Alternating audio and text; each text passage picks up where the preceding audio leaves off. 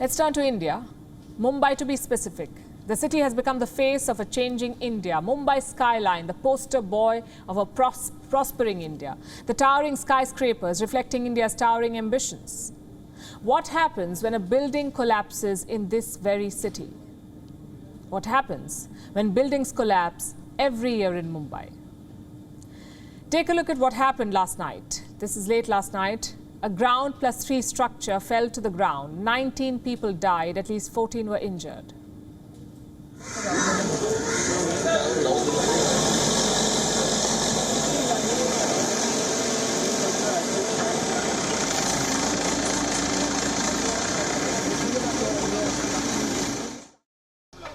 We were 12 people in one room. 2 have been rescued while 10 are still trapped. My brother and people from my village are still trapped there. Earlier this month, another building collapsed. At least 2 people died, 16 were injured. 2 days later, there was a similar incident in another part of the city. The roof of a building gave way. At least 1 person died. This is an annual pattern. Come monsoon, buildings invariably collapse in Mumbai. In 2021, at least 228 buildings caved in. Between 2013 and 2019, 3,945 structures collapsed in Mumbai, almost 4,000. 200 people died. Nearly 1,200 were injured.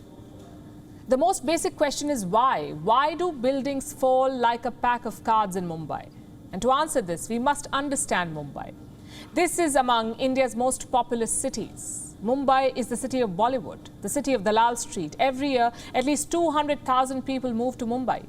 Many in search of livelihood, many in search of stardom, many to chase their dreams. Mumbai is also called the city of dreams. But this city can house only so many dreams. Mumbai is all of 603 square kilometers. It has an urban population of 22 million.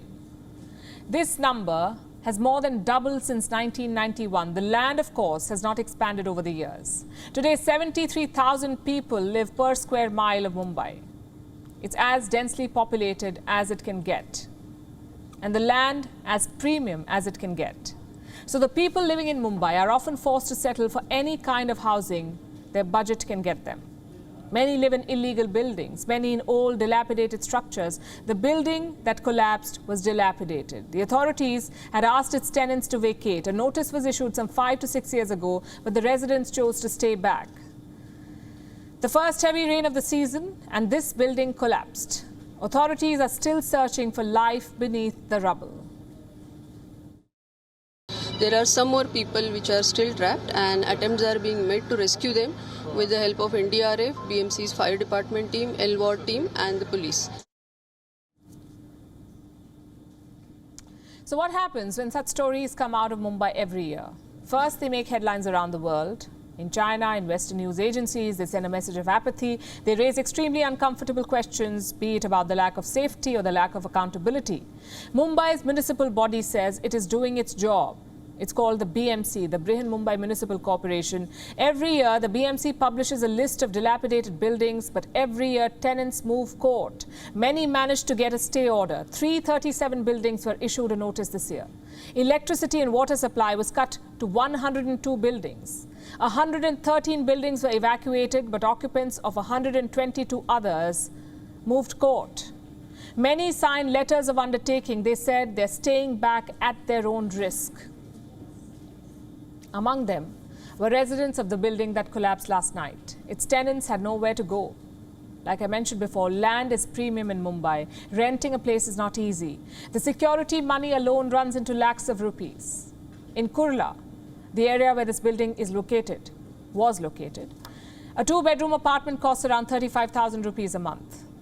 That's over $443. And that too for a 700 square feet property. A 3-bedroom apartment costs around 70,000 rupees, $886. These buildings are unaffordable to most. Enter illegal buildings. They're cheaper because they're constructed on unauthorized land by underqualified people using inferior material. A lot of the buildings that fall under this category because they are illegal. They do not even feature on the BMC list, and the government does not want to touch these structures because the tenants are vote banks. Speaking of which, the legislative representative of Kurla, the man who was elected by the people of this area, is nowhere close to the collapse site. His name is Mangesh Kundalkar. He's currently in a resort in Guwahati rebelling against his party leaders. Why? Because this monsoon, it's not just the buildings that are falling. The government of the state of Maharashtra is also on the verge of collapse. That's a story for another day. Today we focus on the buildings. The latest collapse is a reminder. It's time to put vote bank politics aside to focus on saving lives. Mumbai needs regular audits. Its people need affordable housing and viable alternatives to fix dilapidated structures. This is the financial capital of India. The least it can do is ensure that its people are safe in their homes. What happened in Mumbai last night was a man-made disaster, full stop. WION is now available in your country. Download the app now and get all the news on the move.